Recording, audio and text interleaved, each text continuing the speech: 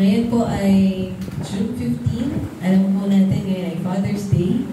Happy Father's Day. Batiin niyo po yung mga fathers sa katabi niyo. Happy Father's Day. Yan, nag-blue po ako to remember ating mga fathers. No? So mamaya may onting gift lang po kami para sa inyo. So tayo po ay magsimula sa panalangin. Tayo ay manalangin. Maraming Diyos, maraming salamat po sa bawat isa na dinala mo sa aming simbahan upang papulihan ka at upang pakinggan ang iyong mga salita. Maraming salamat po kung paano niyo po kami iningatan sa nagdaang linggo at ngayon po nandito kami para pasalamatan ka, papulihan ka at para sabihin na ikaw lamang ang aming Diyos na gusto namin paglingkuran, Panginoon. Banal na Espiritu, kayo po yung magtulong sa amin na makinig at manampalataya sa iyong mga salita, Panginoon.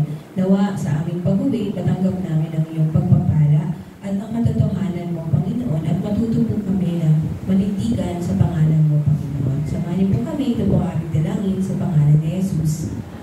Amen. At last week nga po, natapos natin ang ating Vacation Bible School for Children. No? Sabi nila, roar. Kasi kanina yung binasa natin tungkol sa mga leon, no? Sa aklat po ni Daniel. So, ang plano ko po talaga, kaya pinili ko po yung team po na ito para sa aming Bible School para po maintindihan ng mga bata kung sino ang Diyos. No? Na ang Diyos ang nagbibigay ng karunungan, ang Diyos ang nagliligtas, tapos ang Diyos din po ay tapat o just. At sa akin pong pag-aaral, habang ako po ay nagtuturo, nag-strike po sa akin yung character ni Daniel at ng kanyang mga kaibigan. Kaya napatanong ako sa aking sarili, kung ako po kaya si Daniel, kaya ko pong kayang gawin yung kanyang ginawa.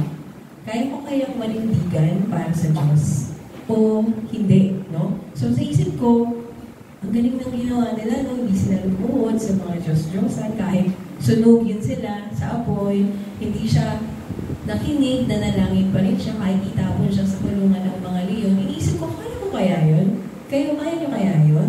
So, ang iniisip ko, hindi natin malalaman kasi wala po tayo sa panahon ni Daniel. Kaya pinalitan ko po yung aking tanong.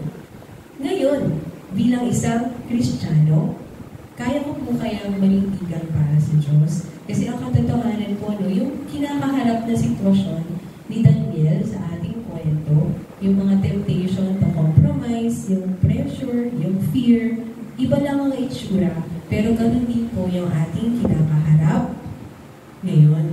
No? So bilang mga Kristiyano, paano po tayong naninindigan para sa Diyos? Bilang mga pastor o mga guro, paano po natin tinutulungan yung mga tao na manindigan para sa Diyos? At bilang mga magulang, paano po natin ginagabayan yung ating mga anak para maging isang tao may pananampalataya at paninindigan sa Diyos? Sino yung bida sa ating BBS at sa ating kwento?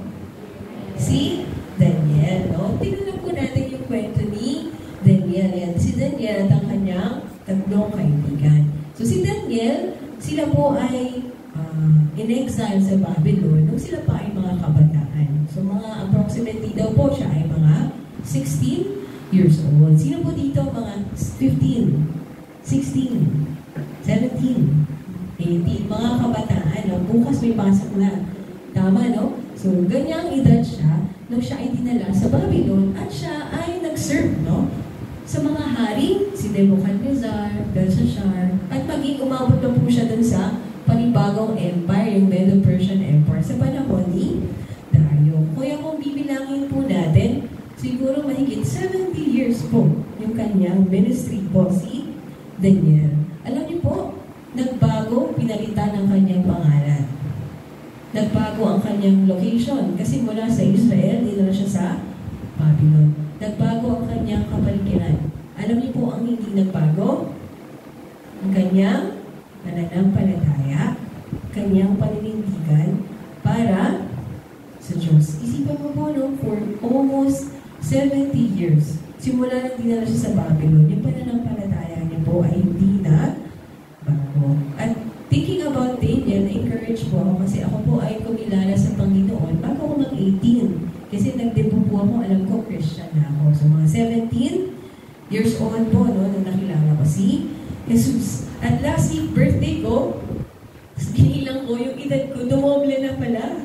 No, 17 times 2 na yung aking edad. Pero salamat sa Diyos. Kasi simula nung nag-desisyon ko ako na sumunod sa Kanya, nandito pa rin ako hanggang ngayon. At si Daniel, ilang taon siya? Almost 70 years old. Kaya nagkaroon ako ng panibagong encouragement. No?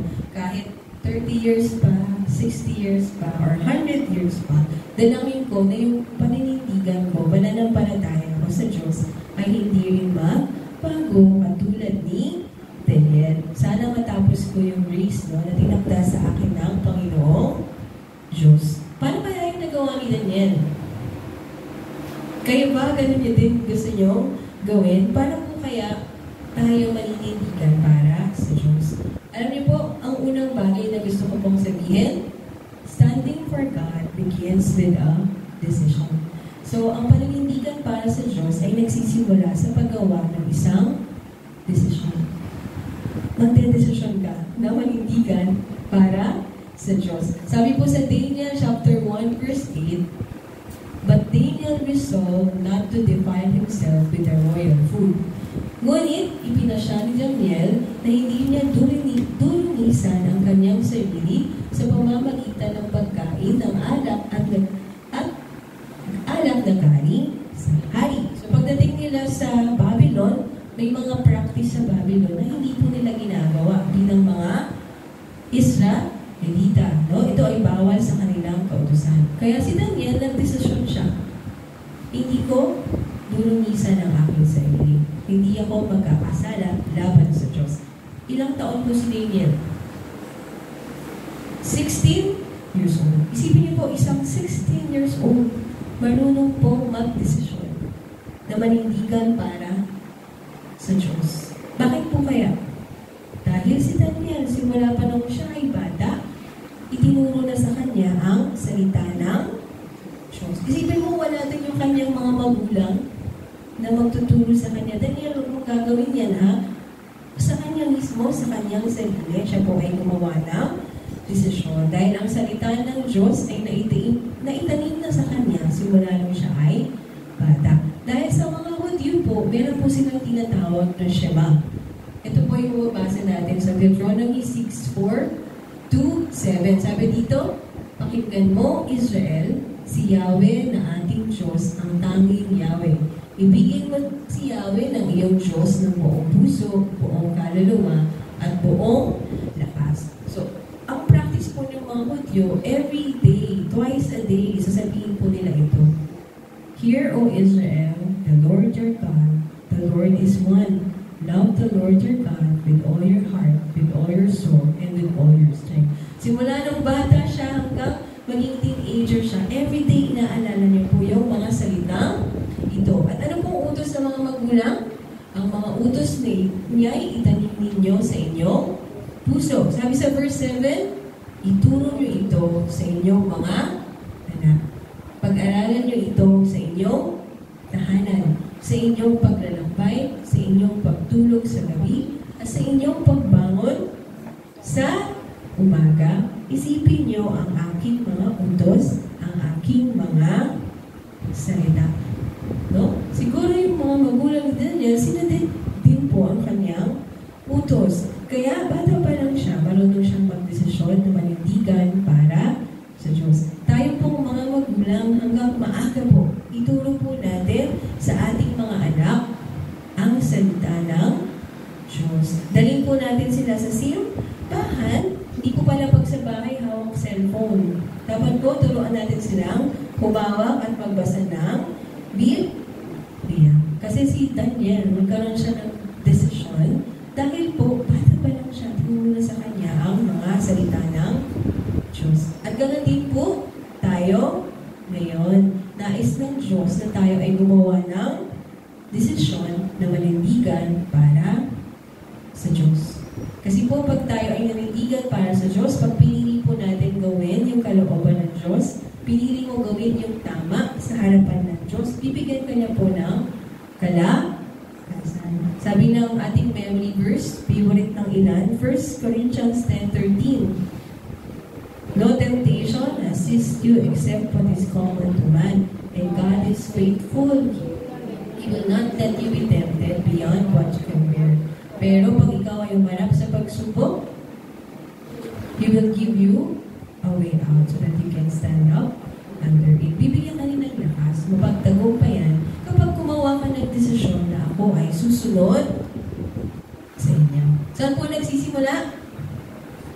Gumawa ka ng desisyon na ako ay maninindigan para sa Diyos. Bago pa man dumating ang tukso, alam mo na kung ano ang gagawin mo. Kasi ano yung paninindigan mo? Gagawin ko ang tama at kalugod-lugod sa Diyos. Alam niyo po pag gumawa kayo ng desisyon, bago pa dumating yung tukso, magkakaroon kayo ng lakas na mapagtagumpayan yun. Pero pag wala po kayong pagdesisyon sa inyong sarili na susunod ako sa Diyos, pag dumating yung tukso, madali ka pong matangay, no? Wala ka pong kakayahan na pagtagumpayan kasi noon pa man, hindi ka na nanindigan para sa Diyos. Naintindihan niyo po? Bukas po ay first day of classes. So, bago pa dumating yung tukso sa buhay mo bilang isang estudyante, ngayon pa lang magdesisyon ka na. Hindi ako mangungopya. Hindi ako mandaraya. No? Hindi ako gagawa ng mga bagay na hindi ko dapat ginagawa. Bago pa dumating yung pasukan, gumawa ka na ng desisyon na susunod ka kung ano ang tama. At kapag umarap ka sa pagsubok na yun, mapapatagumpayan mo kasi meron ka ng desisyon or paninindigan. Tama po ba? Ngayong taon, mag-aaral ako ng mabuti. No? Pwede ka gumawa ng desisyon. Minsan, hindi natin nagagawa ng mabuti, pero kaya natin kapag simula pa lang, gumawa na tayo ng desisyon. At mga katulad po kahapon ng meeting namin sa mga youth, pinasulat ko po sa kanila ng never again will I. Hindi na ako ulit. So may nagsabi, hindi na ulit ako magsisinungaling, hindi na ulit ako makikipag-away. So, simpleng decision lang na yun, no? Maaaring na rin mo pagtagumpayan. Ano ba? So, ganun din yung mga magulang, pasukan na po bukas. Simula na po ng ingay sa umaga. So ngayon pa lang, pwede na po kayo magdesisyon. Hindi ako masyadong sisigaw. No? Sa pasukan sa mga bata. So pwede na po kayong gumawa ng desisyon bago pa po kayo humarap sa mga tukso.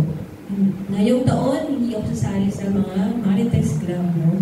Dito lang ako sa bahay at magbabasa ng Biblia. Hindi ako iinom, hindi ako magsusubay. Kasi kapag gumawa po kayo ng desisyon bago pa kayo humarap sa tukso, tutulungan po kayo ng Diyos na mapanindigan. Yun po yung ginawa ni Daniel. No? Meron siyang desisyon at paninindigan na sumunod sa Diyos. At araw-araw si Daniel, ano po yung desisyon niya? Gawin ang tama. Sumunod sa salita ng Diyos.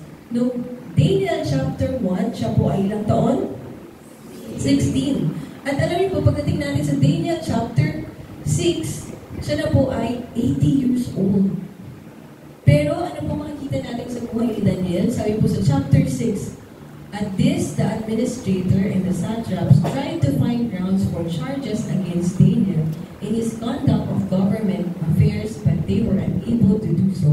Hinahanapan po nila ng mali si Daniel. Kasi ang gusto ng hari, gawin siyang pinakamataas na pinuno. Pero nung hinahanapan nila si Daniel ng mali, sabi dito, they could find no corruption in him because he was trustworthy and neither corrupt nor negligent. Wala silang mahanap na anumang pagkakamali kay Daniel dahil si Daniel ay laging tapat sa Diyos. Kailanman hindi siya naldaya. Kailanman hindi siya tinamad na maglingkod sa kaharian. Lagi niya pong ginagawa kung ano ang tama. Kasi every day, he is making a decision na manindigan para sa Diyos. Kaya yung paninindigan niya para sa Diyos, naging lifestyle niya na. Makita niyo? Naging puti na ng kanyang pamumuhay. Ganon din po yung challenge sa atin ng Panginoon. Day by day, piliin po natin manindigan para sa Diyos. Dahil darating yung araw, yung pagsunod sa Diyos, hindi na siya mahirap na bagay. Kasi isang bagay na natural na natin mo ginagawa. Gigising na lang tayo isang araw, nagpe-pray na tayo. Gigising na lang tayo isang araw, gusto natin magbasa ng Biblia, gising na lang tayo isang araw, alam na natin automatic na Sunday is worship day. Tama ba? Kasi every day ginagawa po natin ang manindigan para sa Diyos. Mahabang panahon yung buhay ni Daniel, no? Ganon din po. Tayo ngayon po, gumawa tayo ng desisyon. Pero isang bagay ko po yung gusto ko sabihin sa inyo, no? Hindi po tayo makakapagawa ng desisyon na manindigan para sa Diyos kung wala po tayo kay Jesus. Kung wala po tayo kay Kristo. Kung hindi po natin siyang kinikilala bilang ating Panginoon at Diyos. Dahil po, alam nyo, sabi sa Biblia, hindi ba ninyo alam na kapag nagpasakop kayo sa sino mang inyong sinusunod, kayo'y nagiging alipin nito. Maging ito'y kasalanang hahantong sa kamatayan o pagsunod sa Diyos na hahantong sa pagiging matuwid. Sabi ng Biblia, you are slaves to those whom you obey. Ikaw ay alipin sa isang bagay na sinusunod mo. Maaari ikaw ay alipin ng kasalanan o alipin ng katuwiran. Ang sabi ng Biblia, noong alipin pa kayo ng kasalanan, hindi kayo saklaw ng katuwiran. Tayong lahat, ang condition po natin, tayo po ay alipin ng kasalanan. Wala po tayong kakayahang sumunod sa Diyos at gawin ang tama. Dahil ang natural po na gagawin natin ay kung ano yung mali. Kasi yung natural nating katao. Pero, nung tayo ay malayo pa sa Diyos, nung tayo ay hindi humahanap sa Diyos, tayo ay hinanap ng Diyos. Tayo ay niligtas ng Diyos. Dinala ka niya dito sa Light of Life Church para makilala mo siya at upang ikaw ay patawarin niya sa inyong mga kasalanan at bigyan ka ng panibagong buhay. Si Jesus namatay sa krus para linisin ang ating mga kasalanan at makapagsimula ulit tayo at magawa nating sundin ang kanyang kalooban. Kaya sabi ng Biblia, kung ikaw na ay sumampalataya kay Kristo Jesus, kinilala mo siya bilang iyong tagapagligtas, but now that you have been set free from sin, you have become slaves of God. The benefit you reap leads to holiness. No? Nais kang baguhin ng Diyos. And the result is eternal life. Buhay na walang hanggan. For the wages of sin is death, but the gift of God is eternal life in Christ Jesus, our Lord. So, ang unang step ay kilalanin si Jesus bilang iyong Panginoon at tanggapin po yung pagliligtas na ginawa niya para sa iyo. Tayo po ba ay handang gumawa ng desisyon na manindigan para sa Diyos bago pa dumating ang tukso? Tama ba? No? At kung malayo pa po kayo kay Jesus, nais niya kayo ay humingi ng tawad at lumapit sa Kanya at maniwala na kaya niyang baguhin ang iyong buhay. Diba? Minsan napapagod na tayo sa buhay natin pero kailangan lang natin lumapit kay Jesus. Dahil kaya niya pong baguhin ang ating buhay. Ano pong desisyon na pipiliin niyo gawin? Pangalawang bagay po, as we look sa story po ni Daniel, sabi dito, the power to stand for God comes through prayer. Paano po nakaya ni Daniel na naging manatag sa kanyang pananampalataya? Dahil po sa kanyang buhay panalangin. Nung papatayin na nung hari, Nebuchadnezzar, ang mga matatalinong tao, dahil hindi nila kayang ipaliwanag ang kanilang panaginip, ano ginawa ni Daniel? Nanalangin. Panginoon, bigay mo sa akin yung katulugan ng panaginip ng hari. Tama ba? At nang nagbigay ang utos si Haring Dario na bawal manalangin kahit kanino, ang manalangin ihuhulog sa kulungan ng leon. Ano ginawa ni Daniel? Nalangin. No? Sabi sa Biblia, nang malaman ni Daniel na nilagdaan na ng hari ang ganyong katapusan, umuwi siya, lumuhod siya at nanalangin at nagpasalamat sa kanyang Diyos. 3 beses niyang ginawa ito maghapon, kaya ng kanyang kinagalan. So it's already his lifestyle. Ito na yung buhay ni Daniel, ang manindigan at panalangin sa Diyos. Sabi dito, 3 beses, kung babasa natin sa Biblia, karaniwan po pinapractice nila ang ganitong uri ng panalangin. Halimbawa po, sabi sa Psalm 55 verse 16 to 17, "As for me, I call to God, and the Lord saves me. Evening, morning, and noon, I cry out in distress, and He hears my voice." So, parang 3 beses din po silang manalangin. Tayo po, ilang beses po kayong manalangin sa isang linggo? Sa isang linggo, no? Every Sunday lang? Or sa isang araw, no? Piliin po natin, katulad ni Daniel, na lumapit sa Diyos sa panalangin. Dahil po ang ating kalakasan ay nagmumula sa Diyos. Kapag tayo po ay nananalangin. Prayer connects us to God's strength. No? Alam ni Daniel, kailangan niya ang Diyos araw-araw, kaya araw-araw din po siya nananalangin. Tayong mga Kristiyano, araw-araw tayong humaharap sa spiritual battle. Meron po tayong war. Meron po tayong ilalabanan. Sino po yun? Si Satan. Kasi ayaw niya tayong manandigan para sa Diyos. Gusto niyang gawin natin ang mali. Kaya ang unang-unang inaatake po ni Satan ay ang ating prayer life. Kasi alam niya, malakas tayo pag tayo ay nag-pray. Kaya bibigyan ka niya ng maraming problema, maraming distraction, maraming kaibigan, tao ba? Or marami pang ibang mga bagay na maghihinto sa'yo na lumapit sa Diyos at manalangin. Dahil alam niya na pag ikaw ay nananalangin, may nangyayari sa'yo. Saan po nanggagaling ang ating kalakasan? Kapag tayo ay nananalangin sa Diyos. Remember yung story po sa Biblia, no? Nung si Pablo ay nasa kulungan, sila ay umawit sa Diyos at nanalangin. Ano nangyari sa mga boses nila? Natanggal, diba? Si Pedro, nung siya ay nakakulong, yung church po ay nag-pray sa kanya. Ano nangyari? Bumukas mag-isa yung pintuan sa pamamagitan ng earthquake at sila rin po ay nakatakas, no? Kapag tayo ay nananalangin, magkakaroon po tayo ng kalakasan na manindigan para sa Diyos.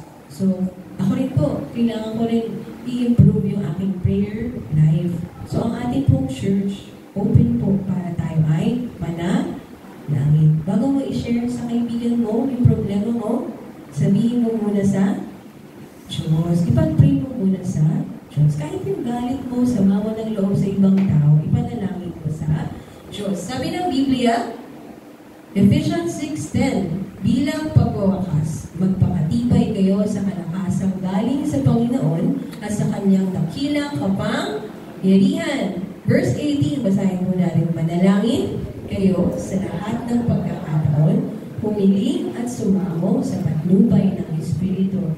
Lagi kayong maging handa at patuloy na ipinalangin ang lahat ng hinirang ng Diyos. And the Bible also encourages us to pray for one another. Ipanalangin po natin ang bawat isa.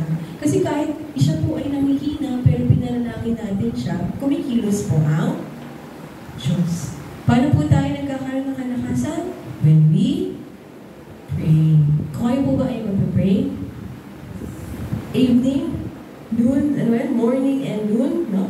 3 times, no? Kahit hindi po kailangan ng mahaba, no? Kasi even our breath, no? Pag tayo ay nananampalataya sa Diyos, ay panalangin, no? Dahil alam ng Diyos, bago mo pa sabihin, nasa isip mo pa lang, alam mo ng Diyos yung kailangan mo, no? Nais na lang na ikaw ay lumapit sa Kanya. Maging malapit sa Diyos sa panalangin. Pagtagumpayan mo po yung tukso ng kaaway na lumalayo sa panalangin. Kasi prayer, hindi lang siya isang habit na ginagawa mo, but it is where we gain power to resist temptation, clarity to make decision, at boldness to stand for truth. Doon nagkagaling yung ating kapangyarihan. At pangatlong bagay, no, si Daniel, nais ko pong sabihin, nasa puto, no, to stand for God is to hold fast to His word and truth.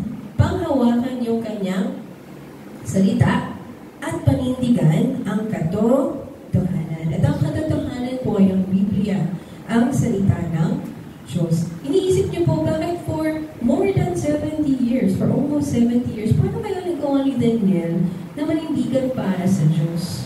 Ano pinangahawakan ni Daniel? Ang salita ng Diyos. If we will read in Daniel chapter 9, sabi po doon, in the first year of his reign, I, Daniel, understood from the scriptures, according to the word of the Lord, given to Jeremiah the prophet, that the desolation of Jerusalem would last 70 years. Sabi ni Daniel, ayon sa salita ng Diyos, kami ay mananatili sa lugar na ito sa loob ng 70 years. At pagkatapos, ay ibabalik kami ng Diyos. Kasi yun ang kanyang pangako. So Daniel, he is waiting, he is praying, he is hoping. Kasi yun yung sinabi ng Diyos sa kanyang mga salita. As in Daniel chapter 9, sabi ni Daniel, parang malapit na yung 70 years, pero wala pa rin nangyayari. No? Kaya siya ay patuloy na nanalangin sa Diyos. And if you read in Daniel chapter 9, maririnig niyo yung sagot ng Diyos kay Daniel. At ipinaalala sa kanya, oo, tutuparin niya ang kanyang pangako. At ultimately, yung pangako ito ay matutupad sa pamamagitan ni Jesu Cristo. Kasi siya yung kaligtasang pinagkaloob ng Diyos. So sinasabi ng buhay ni Daniel, standing for God means holding on to His word. Panghawakan mo yung salita ng Diyos kahit na hindi malinaw yung mga nangyayari sa iyong paligid. Parang mabagal, no? Yung nangyayari sa iyong paligid. Even kahit in pain, no? Kahit ikaw ay nasasaktan o ang buhay mo ay mahirap, panghawakan mo yung salita ng Diyos. Kasi hindi yun mabibigo, magbabago. Kundi ang kanyang pangako ay Bakit nanatiling matatag si Daniel sa kanyang pananampalataya for many years? Because of the Word of God. Wala siyang ibang pinanghahawakan kundi ang salita ng Diyos. Tayo po, kahit mahirap ang buhay, bakit po tayo sumusunod sa Diyos? Kasi meron tayo pinanghahawakan. Ano yun? Ang kanyang mga salita. Tama ba? Kaso, ang ilan po sa atin, hindi pa natin nakikita yung kahalagahan ng salita ng Diyos. O katotohanan. How many of us is reading the Bible? Ilan po sa atin nagbabasa ng Biblia? Once a month? Once a day? Or ilan po sa atin, no, yung lumalapit sa salita ng Diyos? Alam niyo po, isang araw, nakita-kita kami ng mga kaibigan ko, no? They are also church worker and pastor. Sabi namin, sa mundo ba ngayon, may halaga pa ba yung salita ng Diyos? Kasi parang ang pinapakinggan lang ng mga tao, yung ano yung uso, ano yung tingin ng lahat ng tao na tama, pero yung salita ng Diyos, wala na siyang bigat. Naintindihan nyo? Yung pinag-usapan na, meron pa ba? Pinapakinggan pa ba ng mga tao ang salita ng Diyos? Kadalasan, nais na po natin magtiwala sa ating mga kadalasan o yung nararanasan natin sa buhay. Minsan po ba natanong nyo sa inyong sarili? Kasi minsan natanong ko rin po ito, no? What is the use of being a Christian? Ano po ba mahalaga ng pagiging isang Kristiyano? Kasi pare-pareho lang naman yung buhay ng tao. Kristiyano ako, pero ang hirap din ang buhay ko. Sila, ganun din. Or wala rin nagbabago sa aking buhay. Bakit pa ako magbabasa ng Biblia or mananala? Ganun din naman. Wala namang maiiba sa aking buhay. Mahirap pa rin. Mabuti pa, ilaan ko na lang yung oras ko. Kumita ng pera. Kasi sigurado, meron pa akong mapapala. Pero, all those words are lies. Yun ay kasinungalingan dahil ang katotohanan ay ang salita ng Diyos. Yung paraan ng Diyos, hindi laging madali, pero laging tama. Ang paraan ng Diyos, not always the easiest way, but it is the right way. Sa mamuhay na malayo sa Kanya, siguro madali ngayon, pero bandang huli, it will lead you to destruction or kapahamakan. Alam niyo po, isang tao sa Biblia, ang pangalan niya po ay si Pablo. Kilala niyo si Apostle Paul? Si Paul din, no, tinuturo niya sa mga tao na manindigan sa salita ng Diyos. At the end of his life, ano po yung huling sulat na sinulat niya? Meron na alam? Ano yung huling letter na sinulat niya? Palimutan na, back to, review. Akalat ng Timoteo para sa kanyang lingkod na si Timothy. Sabi niya po kay Timoteo, ipangaral mo ang salita ng Diyos, pagsikapan mong gawin iyan, napapanahon man o hindi. Himukin mo at pagsabihan ang mga tao at palakasin ang kanilang loob sa pamamagitan ng matyagang pagtuturo. Sabi ni Paul kay Timothy, ituro mo yung salita ng Diyos sa mga tao in season or out of season. Bakit po? Kasi sabi sa verse 3, sapagkat darating ang panahon, hindi na sila makikinig sa wastong katuruan. Sa halip, susundin nila ang kanilang hilig. Maghahanap sila ng mga tagapagturo na walang ituturo kundi ang ibig lamang nilang marinig. Hindi sila makikinig sa katotohanan. Sa halip ay ibabaling ang kanilang pansin sa mga kathang isip. Sabi ni Paul kay Timothy, darating ang panahon that even Christians will not listen to the truth. Hindi na sila makikinig sa salita ng Diyos. Ang pakikinggan lang nila ay ang gusto nilang marinig.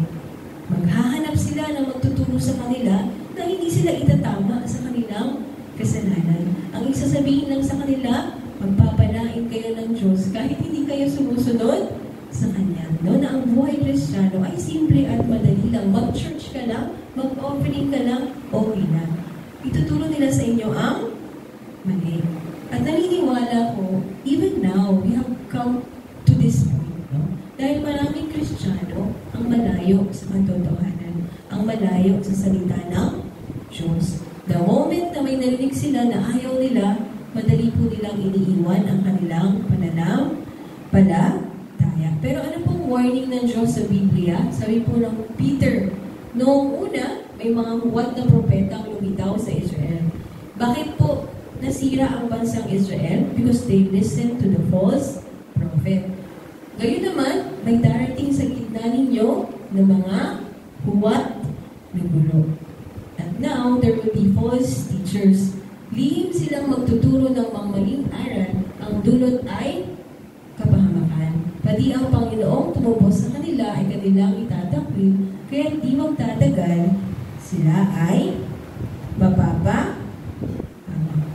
Dahil ang hirap maging Kristiyano ngayon, maraming magtuturo ng mali sa mga tao para hindi nila panindigan at pahawakan ang kanilang pananampalataya. Alam ni Pablo na darating ito sa simbahan at sa mga tao. We will face a lot of distraction and pressure bilang mga alagad.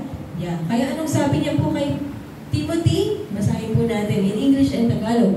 Ngunit ikaw, maging mainahon ka sa lahat ng oras, magtiis ka sa panahon ng kahirapan. Gampanan mo ang tungkulin ng isang mangangaral ng magandang balita at tuparin mo ng lubos ang iyong paglilingkod. Sa English po, but you keep your head in all situations, endure hardship, do the work of an evangelist, discharge all the duties of your ministry. Sabi ni Pablo kay Timoteo, pahayag mo ang salita ng Diyos even in the midst of your hardship. Kasi pag tayo po ay nananindigan sa katotohanan, ma-expect po natin na tayo po ay dadanas ng pag-uusig or suffering sa ating buhay. Pero ang encouragement po ng Diyos is magpatuloy tayong ipahayag ang gospel, ang mabuting balita. Dahil ang Biblia po ay sapat at ganap, no?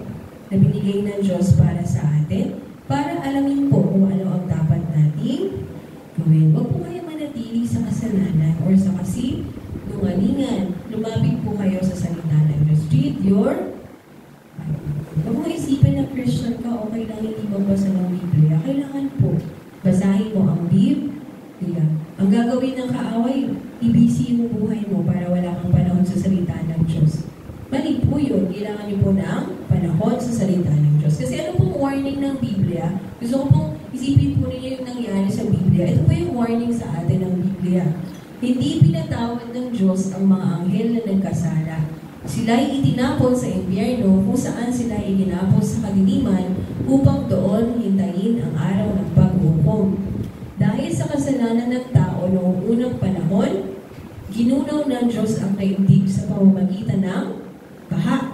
Wala siyang iniligtas na maliban kay Noe na nangaral tungkol sa matuwid na pumumuhay at ang 7 niyang kasama.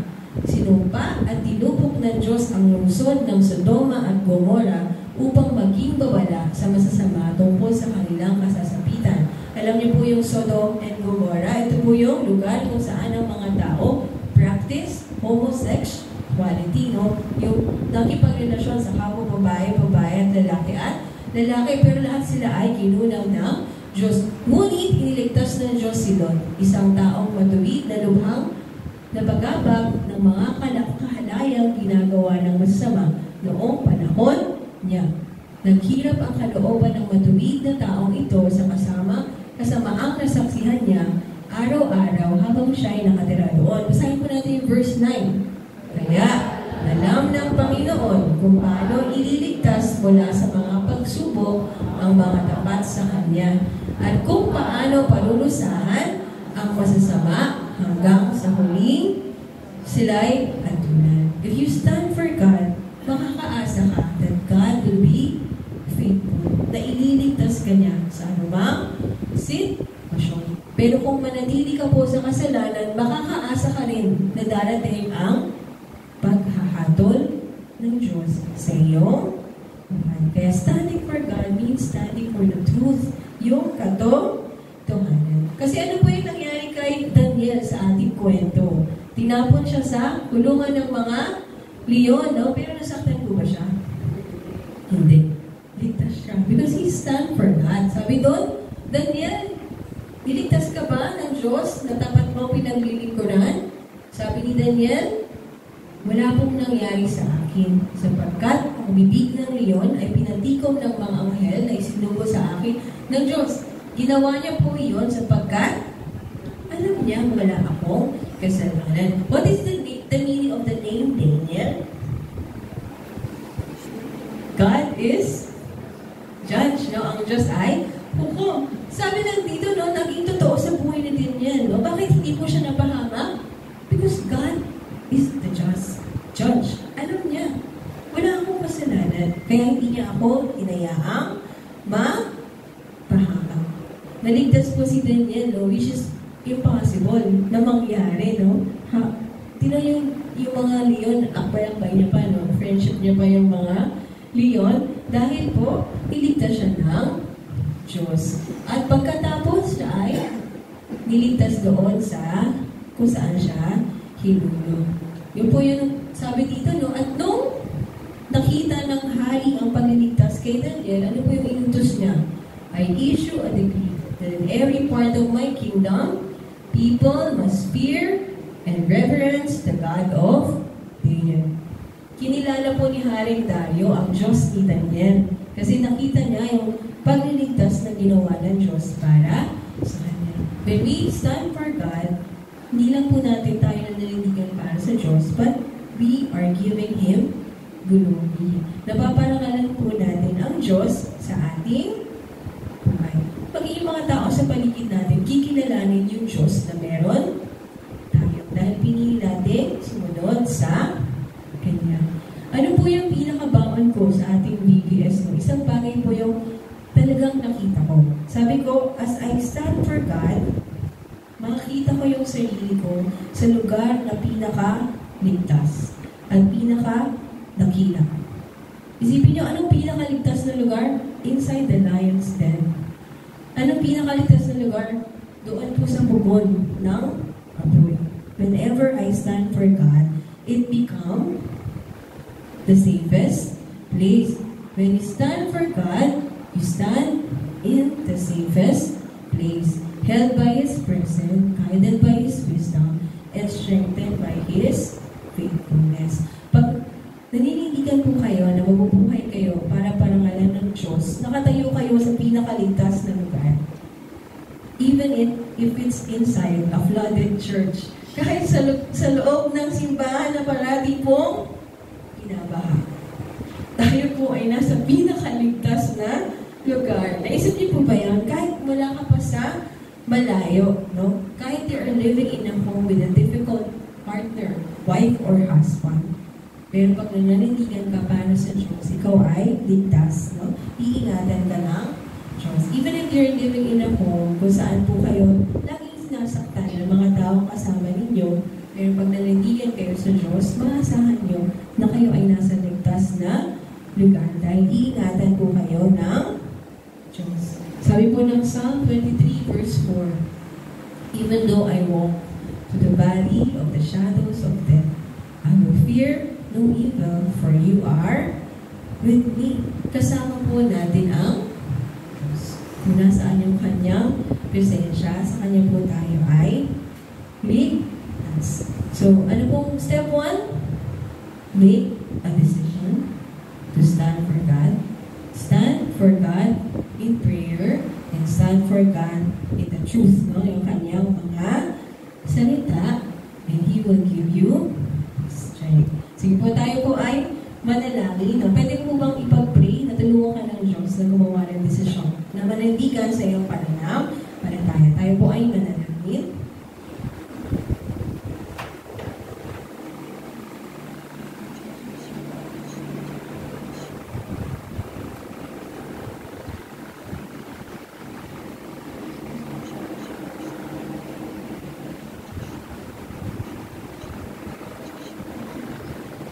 Ay manalangin. Ang manalangin Diyos, maraming salamat sa iyong mga salita, sa iyong katotohanan. Thank you for encouraging us, Panginoon, at binibigyan po kami ng panibagong lakas na po magpatuloy sa aming lakad sa pananampalataya. Maraming oras na kami po ay natatakot ng panghihingaan ng loob, humahanap sa tukso. But today, you are reminding us, Panginoon, na bibigyan niyo po kami ng kalakasan pag pinili po namin parangalan ka at panindigan sa katotohanan at sundin yung tama at yung kalooban mo, Panginoon. Lord, kayo po yung tumulong sa amin that as we leave this place at pagharap namin sa aming buhay araw-araw, sa paggawa ng aming mga desisyon araw-araw, piliin po namin na gawin yung paraan na binigay niyo po sa amin. Gawin yung salita mo, yung katotohanan mo, Panginoon. Salamat po sa banal na Espiritu na nagtutulong sa amin ngayong oras na ito. Purihin ka, ito po ang aming dalangin.